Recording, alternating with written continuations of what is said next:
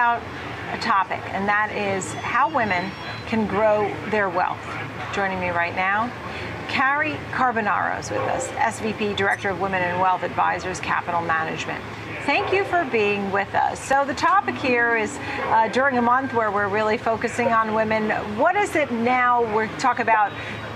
One topic you had here was new graduates, but I would like a big story, big picture first before we get to the details. Sure. So unfortunately, women have a lot of strikes against them when it comes to wealth, right? Because we have longevity, we live longer than men, we make less than men because of the pay-wage gap, we're out of the workforce, caregiving, to either having children or taking care of parents. Women retire with 2/3 less what men do. So, we've got a lot of strikes against us. So I always want women to be planning for their future and wanting to take care of their wealth and do it themselves. And that's what I believe in. So I want to talk about how every woman should be able to do this and should want to do this. Right, and the truth of the matter is, to your point, women do have less, and much of their wealth either comes from a divorce or death versus earned wealth. And most women, there are more single women in the older years than men, because of the longevity thing. So I think you're right on with that. So let's get to some of the talking points here. I'll start with new graduates. What does that mean? So they just get out of school. It's their first job. So they need to immediately start their 401k. And I remember when my stepson graduated from college and he said, I can't afford to do it. And I said, I will kill you. You can't afford not to do it. And it's your first paycheck. You don't even know what you're missing. So, start with 3%, get a 3% match. And by the time you're 30 and you raise it every single year, you might have a 6-figure nest egg. Yeah. What if you're changing jobs, though, or you're not a full-time employee? And I think by the way, I fully agree with you. I mean, the earlier you start, the better, and that goes for everybody, no matter, where you're working, how old you are, go for it. But if you're young and you're, babysitting, or you're a camp counselor, or you have an paid internship, you're not necessarily thinking 401k. It's not like you're working for General Electric, right? Right. Well, so in those cases, you can always you can do an IRA. So there's, you can put up to 100% of what you make in an IRA. So let's say you're a camp counselor and you make $2,000 over the summer.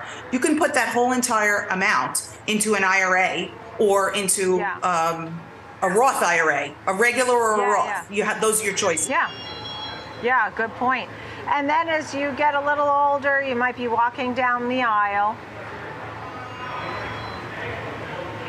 Yes, it's marriage time. It's June, almost June. So wedding season, what I always say is make sure that you're on the same page with your spouse financially. Get financially naked, meaning get those skeletons out of the closet. Make sure you each know where you stand with debt, student loans, etc. Where do you feel? How do you feel about savings? Make sure you have the same goals and make sure you're on the same page. I think it's a great time to see a CFP and just check in and do a plan. It's a great time when you start your marriage to do a financial plan for the rest of your life. Right. And then you start a family, and you get older, you're taking care of the kids, you're taking care of parents, as you noted. So as you're trying to grow wealth, what are some other tips along the way? So I think even a little tiny bit goes so long.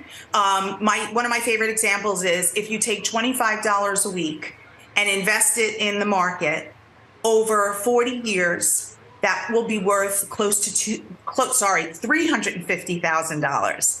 So that is real money, and $25 a week, you will not miss it.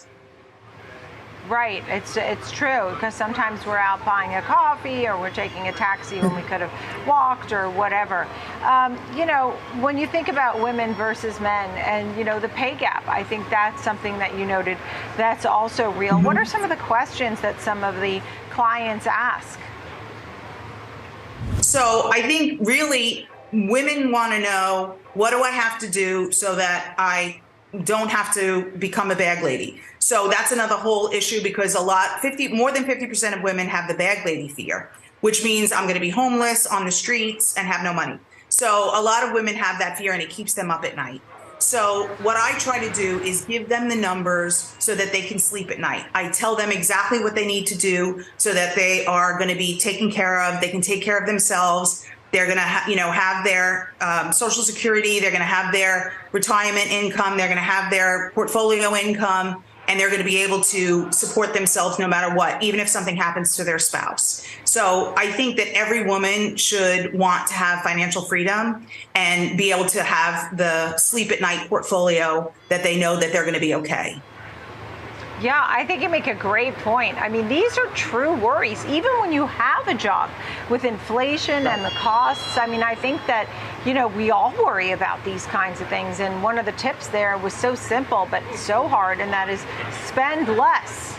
Definitely spend less than you make, but try and spend less. But that in itself is hard, but it's a skill and requires some discipline. Carrie, it's so great to speak with you today. Thanks for coming on. Really appreciate it. Thank you for having me.